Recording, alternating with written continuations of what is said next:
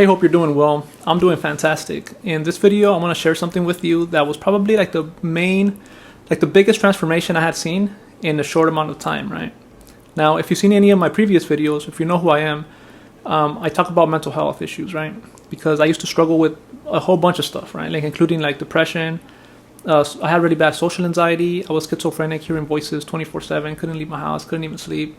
I was super paranoid, couldn't even go outside. I was struggling with like PTSD, and I even became an alcoholic at one point, right? Because alcohol helped for a little bit, but at the same time it really didn't help, because I left one issue and then I picked up another one, right? But in this video, I'm gonna share with you something that really helped me like transform my life, and this was, like I said, it was probably like the biggest change in a short amount of time.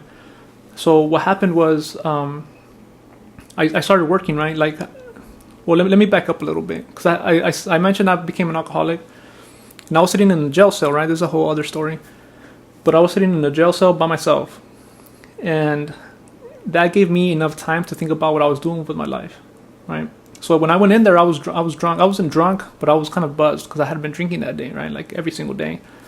I would drink every single day. But anyways, I got picked up on a warrant. So I was in the jail, just kind of with myself, right? And I was just like, damn, like, what am I doing with my life, And then that's when I decided to stop drinking, like that day, and I hadn't had a drink since then. And this was in 2013, right around March of 2013. So that's like 12 years, right? 2025. Yeah, so I'm pretty proud of myself. Like even now, I look back and I'm just like, damn, like I'm such a different person now, right? But what happened is I stopped drinking, and then I got a job out in the orchard, right? And it was pretty simple for me to start working out there because I had family members there, so I felt relatively safe, right?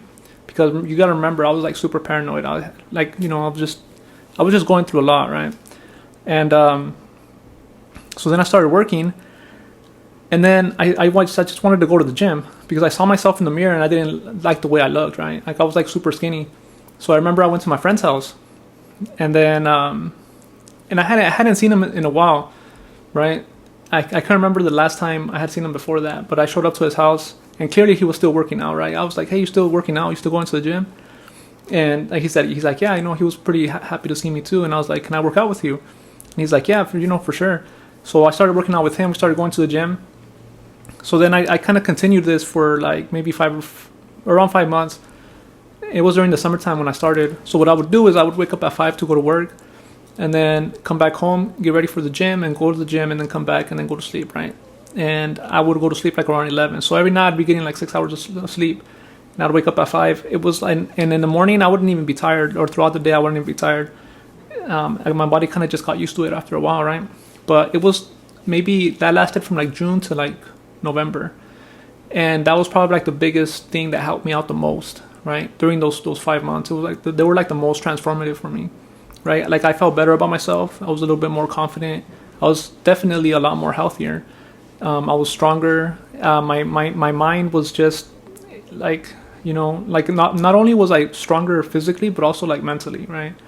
And it was like just like a huge help. And I think a big reason why was because I was always busy doing something with my time, right? And I didn't have time to kind of just sit around and think about how sad I was, or I didn't even have time to think about how much anxiety I had, or how paranoid I was, or even think about the voices that I was hearing at that time, right? So if you're going through anything, just try that. Just try to keep yourself busy. Give yourself a purpose, something you're working on every single day, right? And if you don't have a purpose, just find one. Just give yourself a goal and just start working towards it, right?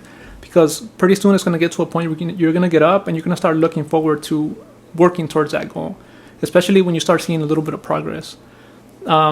But if you're going through anything, right, just reach out to me, subscribe to this channel. I talk about this a lot. Like, I don't know, I've been through a lot, and I didn't even take meds or therapy. I didn't go see a psychiatrist. Like, you know what I mean? Like, I refused to take meds, and I got through it. So if I could get through it, anybody else can do it too.